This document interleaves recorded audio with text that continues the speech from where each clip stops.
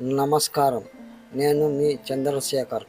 మన హాయ్ కాటా చంద్రశేఖర్ ఆధ్యాత్మిక ఛానల్కు స్వాగతం. ఈరోజు మనం మంత్రోపాసనలో ఒక రహస్య శ్లోకం గురించి తెలుసుకోబోతున్నాం. శ్రీ ఆది శంకరాచార్యుల వారు సౌందర్యలహరిలోని 33వ శ్లోకం అమ్మవారి శ్రీ విద్యా ఉపాసన గురించి అద్భుతంగా చెప్పారు. ముందుగా శ్లోకం విందాం. స్వరం యోనిం లక్ష్మీ త్రితయమిదమాదౌ తవ మనోహ నిదాయైతే నిత్యే నిరవధి మహాభోగరసికాః భజంతి త్వాం చింతామణిగుణ నిబద్ధాక్షవలయాః శివాగ్నౌ జిహ్వాంతః సురభి వృతధారాహుతిశతైః. పద్యము.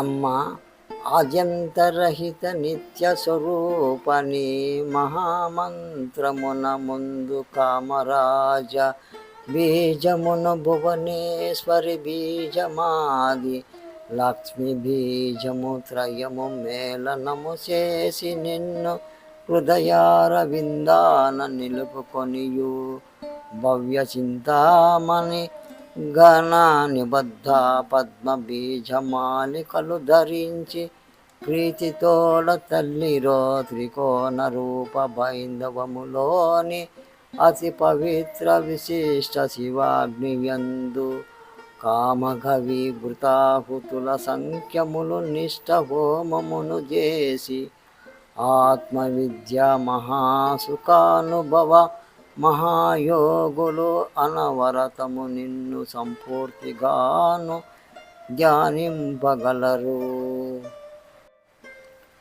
వ్యాఖ్య. మాత ఆద్యంతరహిత నిత్య పునీత నిరవధిక నిత్య సుఖ మహారసజ్ఞులైన పరమయోగేంద్రులు నీయే. కొందరు నీ తత్వమెరిగి నిన్ను ఉపాసింపగలరు తల్లి.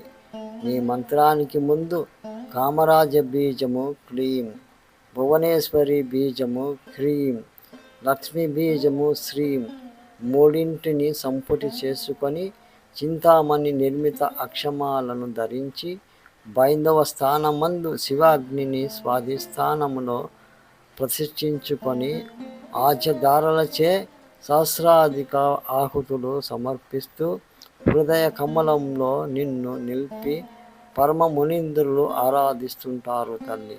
ఇది అంతా మనసార్చన సమయాచార విధానం.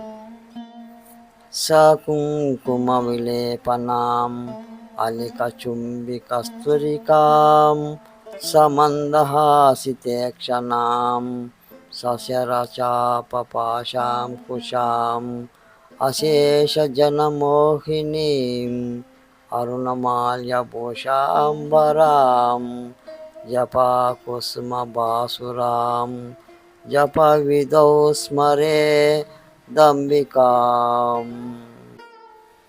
ఈ శ్లోకాన్ని ప్రతిరోజు ఉదయము లేదా సాయంత్రం 11 సార్లు భక్తితో పఠించండి. అమ్మవారి అనుగ్రహాన్ని పొందండి. ఈ వీడియో మీకు నచ్చితే లైక్ చేయండి, మీ మిత్రులకు షేర్ చేయండి. మరిన్ని ఆధ్యాత్మిక విశేషాల కోసం మన హాయ్ కాటా చంద్రశేఖర్ ఛానల్ని సబ్స్క్రైబ్ చేసుకోండి. స్వస్తి.